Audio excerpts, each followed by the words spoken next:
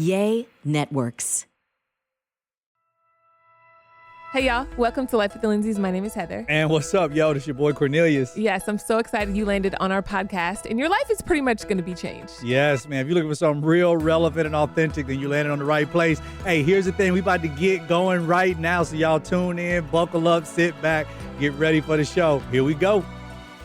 Hey, y'all. Hello. Welcome to Life with the Lindseys. I think we've just given up on video in this season because the way our schedule in life has been set up. Well, I mean, they said the studio is currently being built out. Oh, nice. With lights, and it's supposed to be so amazing and so wonderful. So, we're going to hold out as long as we possibly can. But, I mean, it's hard right now. I am exhausted. We're in such a busy season, but I'm excited. I feel like it's all good stuff. Yeah. So I feel like people always they love our Q&As. They love just getting to know us, right? Mm-hmm. And just hearing our, authentic answers about different things.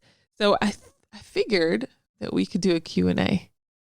Child, I don't care. Okay. So I had some people submit questions on my Instagram. My Instagram is Heather L. Love, and I had some people submit questions.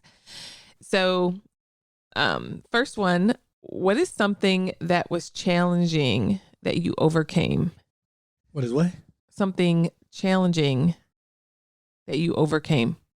Just in life? Yeah, just in life. She said hers is talking, saying hi to people. She's introverted. Oh. Sounds about right.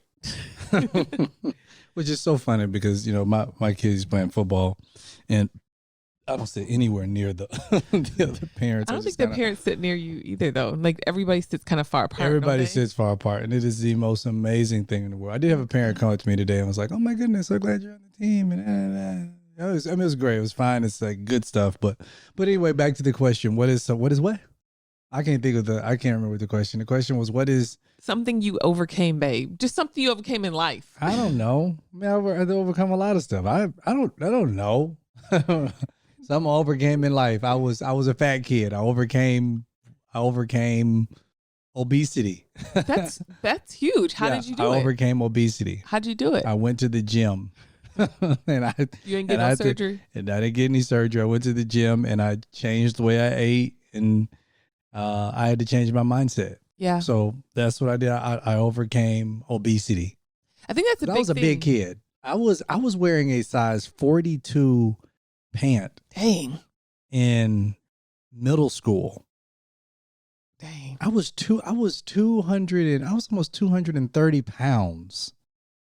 And I'm 6'1" now, but back then I was shorter. I was much shorter. I hit a growth spurt when I got to high school. I would have loved all your roles. No, you wouldn't have. No, trust me, you would not have. I was a fat kid. But that's huge because I feel like a lot of people get on diets and stuff, but they don't. You said something key. I changed the way that I thought about it. I changed the way I thought. It became a lifestyle for you. Yeah. Once I started hitting some of my goals, I was like, oh yeah, this is what it feels like to kind of be healthy. And now people call me a health nut, a fitness nut, all that kind of stuff. But it is what it is. I want to live longer.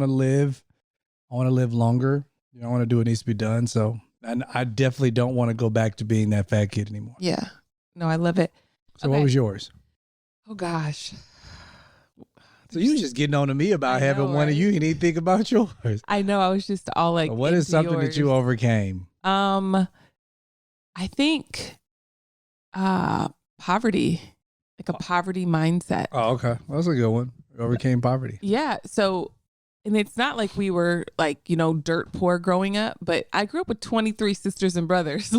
Imagine dinner every single night, right? Mm-hmm. And it's it was a buffet line, right? So it's we didn't have the newest clothes. Everything was hand-me-downs, right? Yeah. So I grew up in a really small town with just a couple stoplights. And I always said, I'm going to get out of here and I'm going to become something. I'm going to become somebody. I know that. I don't know what I'm going to do. I didn't know who Jesus was, but I'm going to get up out of here. I'm not going to be the same. I can't do this forever. Cause I felt like that small town was a ceiling to limit my mindset. And I felt like I got to get out. I got to go to a big college.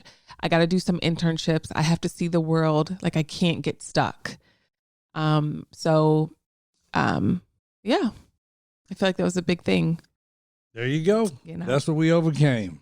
Okay. Poverty and obesity. I know. Those are good ones though, because I feel like that's legit.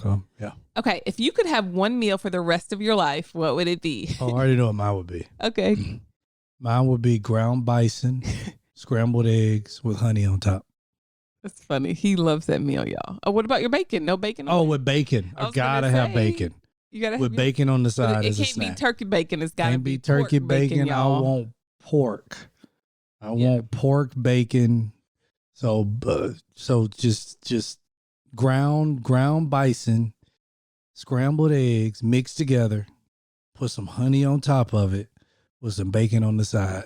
I'll have it for the rest of my life. What would mine be? Yours would probably be some mushrooms and I don't know, mushrooms on top of like either mushrooms on a toast or mushrooms in a pasta or mushroom souffle or a stuffed mushroom. It should be something with mushrooms in it. So maitake mushrooms are my favorite, and I could eat those every single day. It's great. Maitake mushroom, lion mane mushroom, oyster mushroom. I love them, and they're so high in vitamin D and zinc, and I feel like that's why my skin looks great. Yeah, seriously, I eat mushrooms like crazy. It's so good for you, vitamin D, all that good stuff. Well, the meals I've been getting, they put mushrooms in them. And I eat the mushrooms that are in there. I don't care. I'm too hungry not to be choosy. Healthy ways and godly ways to talk to sons about sex. Healthy ways and godly ways to do what? To talk to their son about sex. What is a godly way to talk about sex? I mean, my guess is this maybe like a single mom or something. No, I think it's healthy to be real. Yeah. Because if you talk to them like they're children, then ultimately I don't feel like they're getting a real experience. It's like we've made sex like that was the point I was trying to make. And if you're listening to this, I wasn't trying to poke fun at you because you said godly, but I feel like we've made sex so taboo that we don't talk about it. Yeah. And then children don't hear about it, and then they explore because children they're natural explorers. So then they go into exploration, and that's why pornography becomes such a stronghold because they're able to learn about something that it was so taboo. All right, so I'm Logan. Go ahead, talk to me about sex. I mean, that's just a wide. That's a wide. I mean, no, it's a wide window. Yeah. So I think if there was something like very specific, that he wanted to know like about that, sex. I want to know about sex. Well, son, I mean, sex is something that, two consensual adults, ultimately engage in. Preferably, the ideal here would be that the two of you would be married. And the reason being is because marriage provides you an opportunity of being safe. It also provides you an opportunity of commitment. And it's the conjoining of two people together. Like it's a God-ordained tool that God put on earth because he desires for us to procreate, to multiply, to create more of us. See, that was a godly answer. That was great. It was, I mean, but I'm not. I mean, yeah, it was, but at the same time, I think that there still has to be the underlaying of, it's like, yeah, son, like, but that's why I feel like it's so vast and we can't get into all that. We can't get into all that. I think that was great. Oh, thanks. It's funny. Could you survive financially without Instagram for a year? Could you do what? Survive financially without Instagram for a year. Did somebody actually ask that? They actually asked that question. They actually think that we... Isn't that crazy? Like, what do they... Idiots. Like, I don't understand. I don't know. Some subject people are ignorant. That's insane. The answer is yes. Most definitely. Absolutely yes. Could we survive financially without Instagram for a year?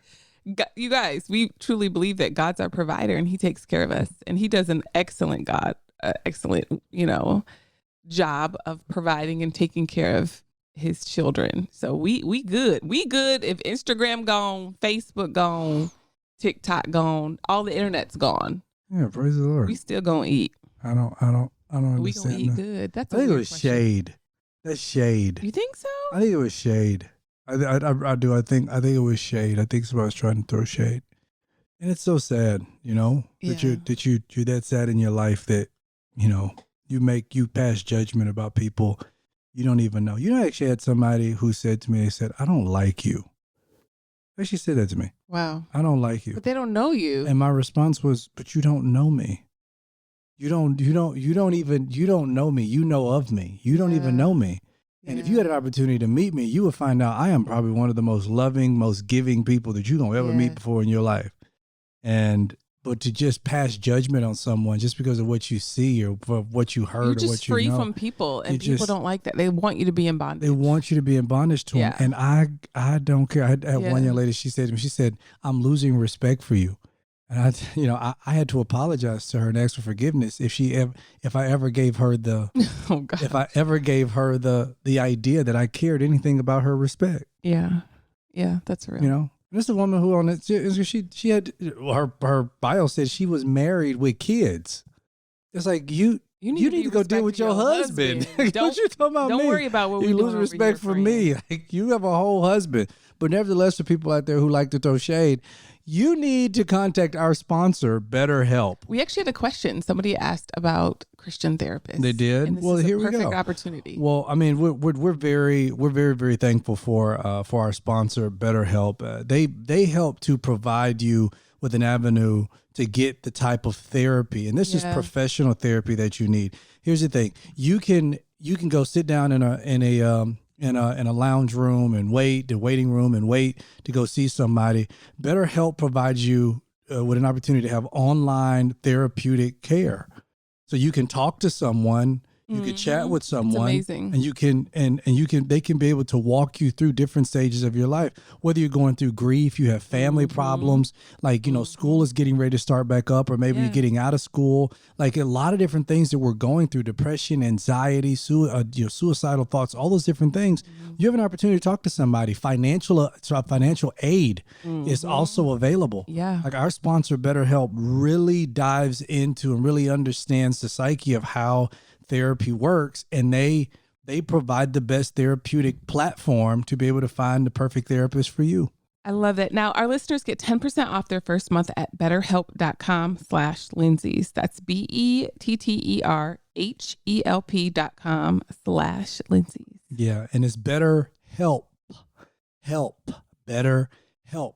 HELP, and Lindseys is LINDSEYS.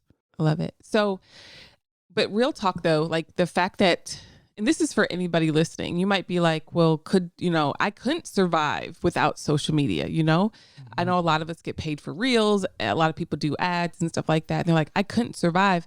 My thing is like, real talk, you have to take that money and start investing in other places so you can grow some passive income, whether it's real estate, whether it's Airbnbs, whether it's stocks. Y'all know, if you don't know, I have a course. It's called thebusytraders.com. I encourage you to go there and learn how to trade stocks. You're trading. This isn't Forex. This isn't I'm not trying to knock Forex, but this is not that. You're trading Amazon, Tesla, like major companies, right? Yeah. But your money needs to be working for you, because what if all of social media gets shut down, or you can't do ads, or you don't get paid for your reels? Your money needs to be working for you, because when you're like 60 and 70 years old, you're not going to have social media like that. Absolutely. To make money, right? Yeah. So take that money and invest it, y'all. Yeah. But while you have it, make that supplemental income. I mean, that's real. Use it. It's out there. Just use the crapping thing for what it's worth and throw the thing away when you get done with it. That's real. Now, I feel like my hubby and I are growing apart. I met him before Christ and I was desperate, and now oh Lord, I'm not desperate anymore. Father. Oh, Jesus. Let me shut up. Baby, that's real though. A lot of women go through that. They marry a dysfunction, their toxic way of thinking, and then you get married, and then now you're growing apart from this person because now they found Christ. They want to go to church. They want their family in church. They love Jesus, but their spouse doesn't. So now they're unequally yoked. But now, she's saved in the marriage. So that's a real issue that people deal with. Okay. And I get the issue. But my thing is, so you're telling me that Jesus will want her to come and pursue this whole other relationship outside of her relationship with her husband? No. What do you mean? I'm saying Like pursue a relationship with Jesus or somebody else? No. What I'm saying is, okay. So this woman is saying that, okay, so now she's found Jesus, and now she's growing. She's doing all these things. They're growing apart. She's They're growing unequally apart. yoked. But here's my thing. They don't have to grow apart just because she found a relationship with Christ.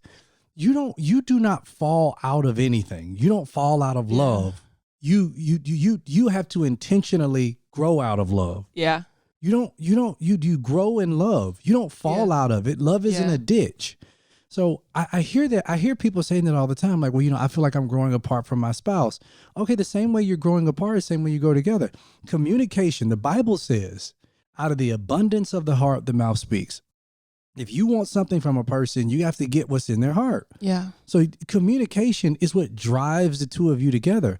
So if they're growing apart, I guarantee you they're not communicating. Yeah. And if they are, they're not communicating on a very intimate level. It doesn't matter just because she wants to go to church and maybe he doesn't want to go to church on Sunday mornings. A lot of married couples are really happy and she goes to church and he doesn't. Yeah. That's because they've learned the art of knowing how to grow together. Yeah. And she can respect his differences. Yeah. And he's different right now, and that's completely fine. But she's definitely not going to win him over. Yeah, I was gonna say that you're definitely not gonna win him over if you're starting to put yourself on a pedestal. As though like I'm healed and I have it togetger and you don't. Yeah, like now we're growing apart because I still see what you do because you still smoke weed and you still do this and you still. And I feel like that's why a lot of men, in particular, look at church and say, "I don't want that," because that created this woman who. I don't even know her anymore. Yeah. Like when we first got together, we were having fun. Yeah. We laughed, we played, we did all this stuff. And now she just wants to go to prayer meetings.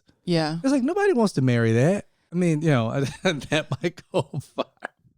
You know what I mean? I understand. I've said it. I understand. But it's true. Cause I think a lot of men will agree with that. I think this is my advice for her. You have to adjust your expectations of him. You have this expectation, maybe you're comparing him to men at church, or maybe you're comparing him to men online, right? And you're like, man, I wish I would have married somebody that was saved. I'm up here with this man who's without Christ. I can't submit to him because he don't know who Jesus is. It's like that energy is coming off of you in that house and everybody can feel it.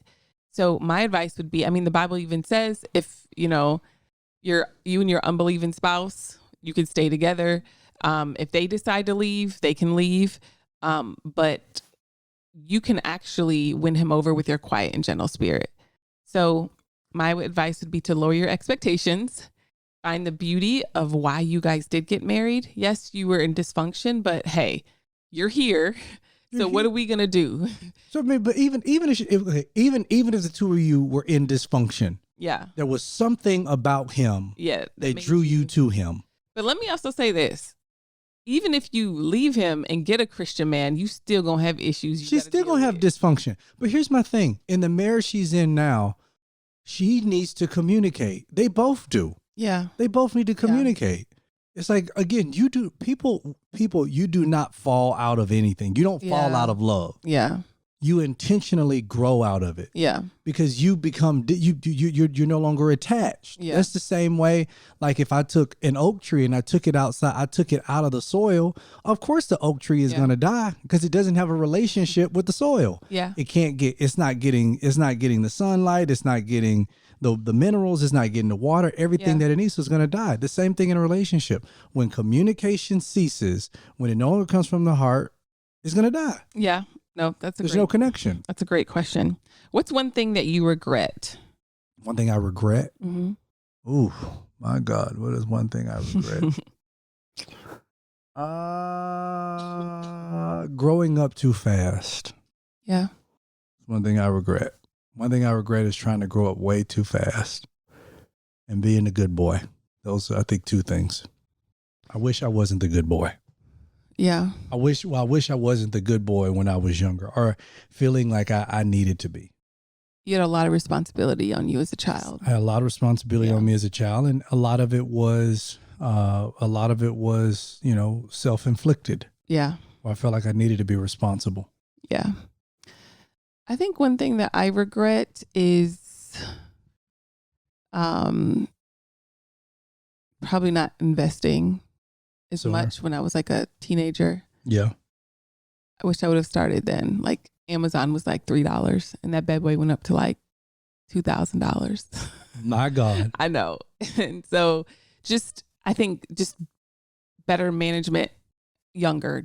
I wish I knew more about it. Like now I'm teaching the kids stocks and investing and you know what I mean? Like I wish I had that time where I was like, oh, investing and having compound interest as like a child. Yeah. Well, I do know another thing I regret. What, babe? Not getting HelloFresh sooner. Oh my God. Because that doggone HelloFresh, you talking about getting that farm fresh, pre-portioned ingredients and seasonal recipes delivered right to your door. Because let me tell you something. Don't nobody want to get in their car no more and go to no grocery store having to pick out the onions and the green peppers and the jalapenos. We don't have time. And then you get home and then stuff is not in stock. It ain't in stock. But then when you get home, you forget, dang, I forgot the Himalayan salt. You forget an ingredient. Yeah. Child, right there at your door comes a box. When you get that box, it comes pre-packaged. I love it. And I know you out there and you're probably wondering, well, will it be enough to feed my family? Let me tell you something.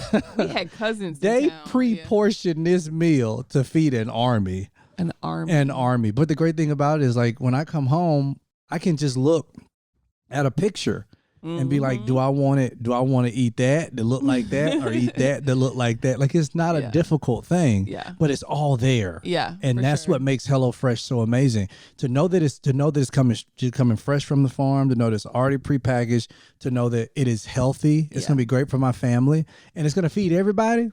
I mean, it's a no-brainer. With lots of leftovers, y'all. With lots of leftovers. So go to HelloFresh.com/LWL16 and use code LWL16 for 16 free meals, y'all, across 7 boxes and 3 free gifts, which I think is amazing. That is insane. Isn't that amazing? So go to HelloFresh.com/LWL16, use code LWL16 for 16 meals off across 7 boxes and 3 gifts. That is insane, America's y'all. number one meal kit. HelloFresh.com, LWL16. I mean, 16 free meals. Come on.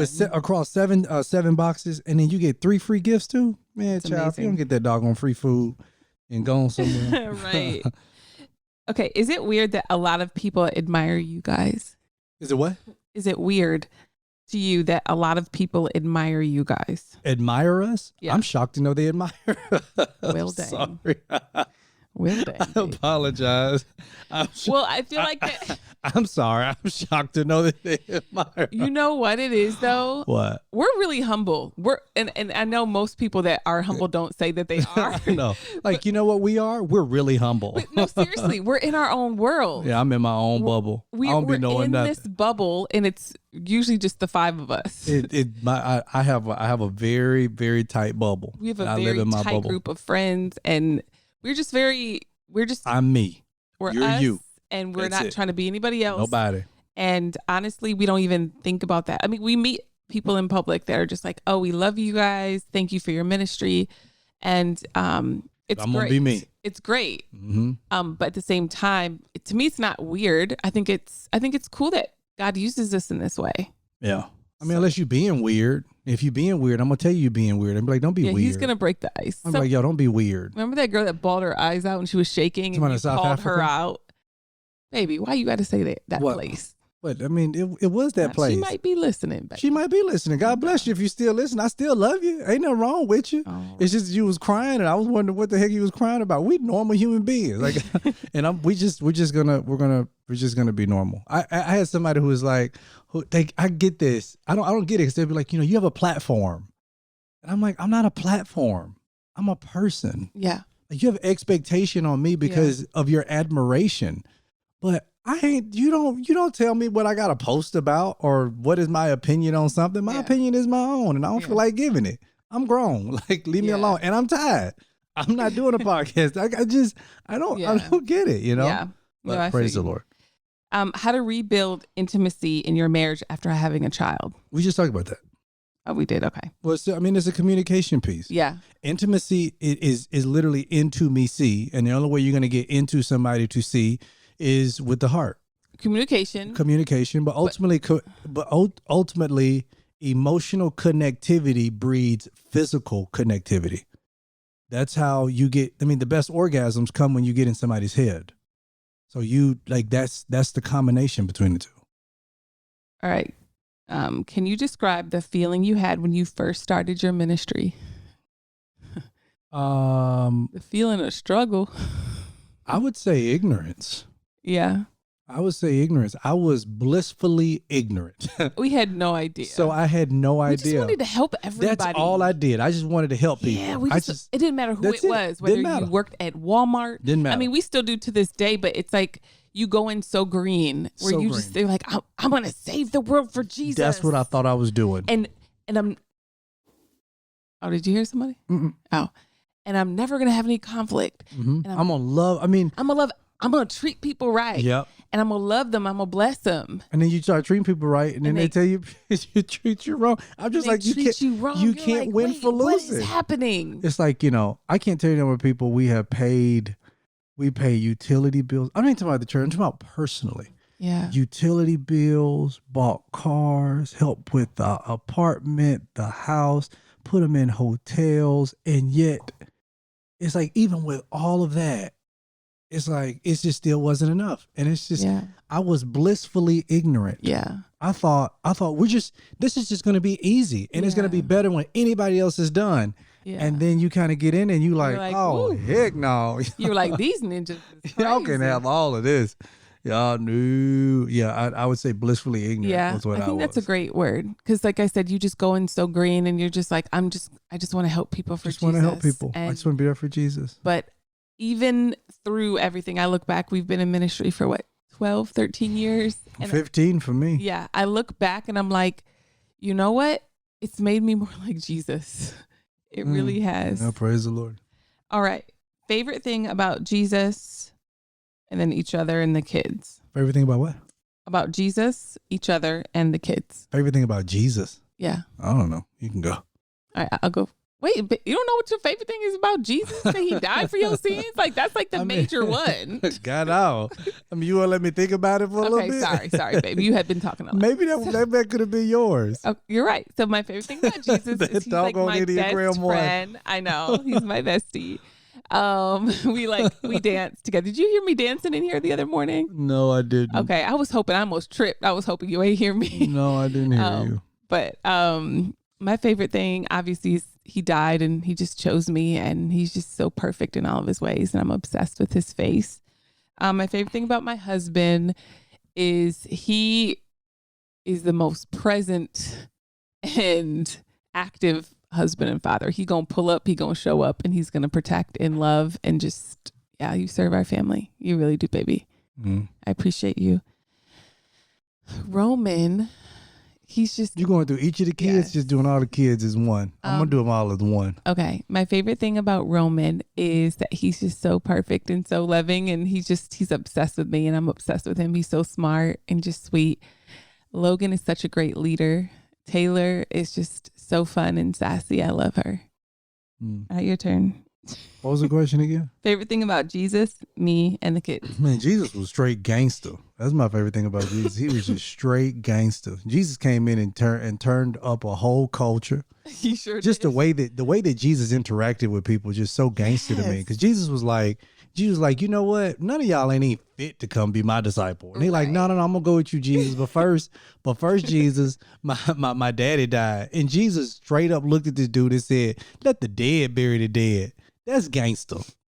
And then he's like, you can't be my, I know, Jesus, I want to go with you. It's like, but first I got to go back and tell my family or tell the party. He's like, no man who has taken his hand from the plow is felt to be my, he was so gangster. Jesus was gangster. Yeah. Dude turned over a table in the temple. Like, dude was gangster. I think that was the first thing. What was the other one? Favorite thing about me, baby. Favorite thing about my wife is her optimism. Pure optimism. And it balances us out because my wife is a pure optimist, where I am I just don't care. I don't that's a big thing, but her optimism. And my kids, I think in full totality, it's just their life.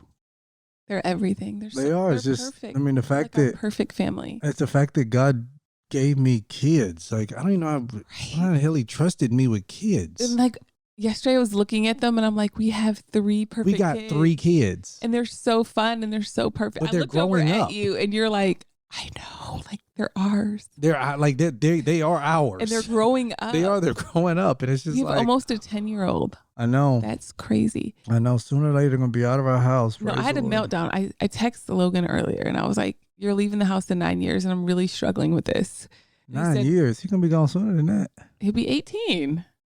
He'll be gone sooner than that. Baby, no. So, I left when I was 17. babe. So, Oh, that's when I went to college. I was 17 when I went to right. college. I mean, he'll go around that time too, right? But he'll turn 18 his senior year. Yeah. Well. But I told him, and I was like, I'm struggling with it. And he said, Mom, I think we have a lot of time to think about that. He's so much like you. That sounds about like Logan. He always calms me. He's like, Mom, it's fine. Just calm down. Oh my goodness. Ayo, y'all, but as you guys look to turn in for the night and you guys look to get your mouth together and get your teeth together, I don't know if you already wear night guards, but if you don't, it's time. Night guards are worn by those who grind their teeth in their sleep or clench their jaw during the day. The condition of night grinding and day clenching is known as bruxism, and it's estimated 1/5 people grind in their sleep or clench during the day. Do not for a minute think the teeth grinding and day clenching is something that you could just kind of just let go by the wayside. Clenching and grinding results in worn down of the tooth enamel, cracked teeth, chipped teeth, and can lead to infection. And then the cost of cosmetic fixes. I mean, I don't know if y'all know this, but going to the dentist is expensive. Yes. A crown can be $800 to $3,000 per crown. That's real. Replacing all your teeth with implants, that's $7,000 to $90,000. And then veneers, that's $400 to $2,500 per tooth, unless y'all get on them airplanes and start going down to other countries and doing it. So just be safe. Get you some night guards. Yes. So y'all head on over to Smile Brilliant. So go to smilebrilliant.com and use your 20% off discount code. And that is LWL. I love that. So go to smilebrilliant.com and use your 20% off discount code LWL. Awesome. And there's other things too, y'all. They have the custom fitted teeth whitening trays, a whitening gel, electronic toothbrush, water flosser, and so much more. Yeah. So make sure you go over to smileBrilliant.com, BRILLIANT, smilebrilliant.com, and you'll get 20% off if you use code LWL. So get your teeth right. Don't be around here kissing on people and your mouth all cattywackers. Oh my gosh. Get your teeth right. Get your mouth right. Get your tongue scraper for them. Get your electric toothbrush. Get your water flosser. Get your teeth right. Praise the Lord. All right, a couple more questions and we're going to leave y'all alone for today. Yes, I'm 38, a single mom of a 14-year-old girl, and I need more income. Do you recommend going to community college? I don't recommend going to community college. Well, I mean, let me say this. It depends on what she wants to do. Yeah, I think that'd be the first thing. Narrow that down. It depends on what you want to do. If what you want to do requires a type of certification, then go do it. Yeah. But I am not college educated. I'm not college educated. You're like the smartest person I know. Well, I ain't the smartest. Praise the Maybe Lord. you are. Well, I appreciate that. Thank you. Baby. I receive it. I receive it in name. But here's the thing. I'm not college educated. A lot of the millionaires I know and, also have heard of billionaires, they're not college educated. At all. Because if you're looking to supplement your income, it doesn't take much except for you to find your creative advantage. Yeah. There is something that you can do that is better than anybody else.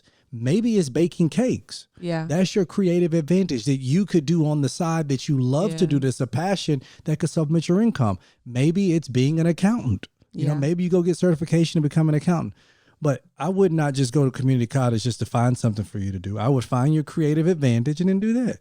Because you're paying student loans and you have to pay for that, right? You got to pay for that so stuff. You have to ask unless you go to a free community college. Right. But even so, that's your time. Yeah, it is. You don't want to waste time, right? Yeah. So I remember when I was in college, not college, I was getting out of college. I moved to New York City and I was like dirt poor. I was working as an intern, working totally for free. And I realized I need to figure out how I'm going to eat. Like, obviously, I trust God. He's going to provide and take care of me. And he did. But he started to give me wisdom. So what I would do is I'd probably start with like maybe $20. But I would take that $20 and I would go to the Goodwills in New York City and find like vintage pieces. And I would sell them on eBay. And it was like rinse and repeat. I'd take that money and I would go shopping again. I remember I bought this fabulous Dolce & Gabbana leather jacket from New York from this one store. It was so fabulous. And I flipped it and sold it online. I think I got like a couple thousand and I paid like $400 for it. But it was like a $5,000 leather jacket. It was wild. But I would just keep flipping. And now there's like Poshmark and there's Facebook Marketplace and there's places where you can sell things. Like I know people that go to Goodwill, buy things, fix them up and they sell them online. Yeah. You know what I mean? Or sell them on Facebook Marketplace. So if you want to be an entrepreneur, there's ways. And I mean, I have taught so many people life insurance, how to sell life insurance. Yeah. I learned how to sell it. I passed the certification. I think it was like $45 to take the test. I passed it on the first time. So if I can pass, I know you can. But I've taught so many people. I have a team of people who sell life insurance. Yeah. And I mean, even that is a way to supplement your income. If you went on my Instagram, it should be there in my drop down menu where I did like I think I did like a talk or something on it. But my Instagram is This Is Cornelius, and you can find information on there about it. But I've sold, I mean, it's so many different ways you can help supplement your income. Going to community college, that would not be at the top of the list of recommendations I would provide. Yeah, because you're not going to get a quick return on your investment. Yeah, and then it just depends on what it is that you want to do. It's just I don't know. Yeah. I wouldn't waste I don't call it wasting your time, but I'd look at how you would properly invest your time in other ways. Yeah, I agree. We'll do one more question. Sure. Can you and Cornelius talk about the growth from the purity culture mindset to now? That's a good question. I can go first. Okay, go ahead, baby. So we shared our story over and over again. Right. And I think a lot of people caught wind of our story. And they felt, and I remember even defending this back then. They were like, you guys are making it a law. I was like, we're not making it a law. We're just saying this is what God told us to do. Right. Kissing before marriage wasn't a sin, right? It still isn't a sin. It's not a sin. But for us, we felt like it was. Well, we just felt like, well, I don't think we didn't feel like it was a sin. It was like a boundary that God gave us. We just felt like, well, it was something that the story goes that I felt like that's what God told me to do. After our first date in Manhattan, you went to the bathroom. We were there, Columbus Circle in the Time Warner building. You had to go to the bathroom. I was standing outside the bathroom and I felt like the Holy Spirit told me, the question he asked me was, how are you going to end the date? And I said, like I do any other date, I'm going to kiss her. And then, she's going to go on the train, blah, blah, blah. And the next thing I believe I heard was, she doesn't belong to you. And then I was like, what? And then the next thing I heard was, will you honor me by not kissing her until your wedding day? And when you came out the bathroom, I said that to you verbatim. And I was like, I actually said to you, I don't know how you going to feel about this. Yeah. But that's what I felt like I heard in the moment. And then you told me, you said, man, I actually put that in my journal and prayed for that years ago. Yeah. I wanted somebody that wouldn't kiss me because to me, that was going to tell me if that person was my spouse. Yeah. Like that was the number one thing for me. Yeah. Because I didn't want anybody to kiss me. And I feel like we shared our story and then we became these people who talked and pushed like purity before marriage. And I would teach women like, hey, what your worth is and your value is, and don't settle, wait for God's best. And I still stand on that. Like, I still stand on that. I still stand on, it's not a good idea to have sex before marriage because it's going to cloud your vision of this person. And we taught years ago, going on all these random dates with people is almost like practicing divorce because you don't, I don't like this person, so I'm going to cut them off. And then when you get married, you can't cut your spouse off when you don't like that they do something. And right? Most people do. Exactly. And so, I mean, this is stuff, y'all, we've been teaching for like 10 years, you know? For a long time. But I still stand on the fact that I like the way we did it. We did what God told us to do. What he told us to do. And here's the thing. There are foundational principles to anything. Yeah. How you choose to build upon them is how you do it. Now, if I can go back in the past and change one thing, I would not change the principles. I'm just talking about for me, I would change my delivery. Just for me, I would not change my principles and the principles that were taught, but I would change my delivery. I would change them from anytime I use you, this is what you need to do, so this is what we need to do, and adding a lot more grace and empathy in the message. Sure. Because a lot of my beginning messages were not empathetic. Yeah. I stood from a place of, authority, trying to teach somebody something, rather than humbling my black tail down and being like, Right. no, Negro, you need to be down here because you with them. Yeah. We all in the same We pot all in together, it helping each together. other Yeah. together. So I wish I could go back and change that piece. But And other than that, It's funny, people were like, well, y'all only been married like a year. What do y'all know? And then it was like married 5 years. They're like, y'all only been married 5 years. And then they stopped saying that after 5. they did. It's like y'all only been married, and this year will mark 12 years. So, we've been rocking this for a long time. We got a marriage tree coming up in October. Get in where you fit in if you about that life. But yeah, y'all. So we love y'all so much. We thank y'all for kicking it with us every single Friday. Make sure you share this with your family, your friends, y'all. If we didn't get to your question, hopefully we can get to it next time, man. We love y'all so much. God bless y'all. Introducers. We out.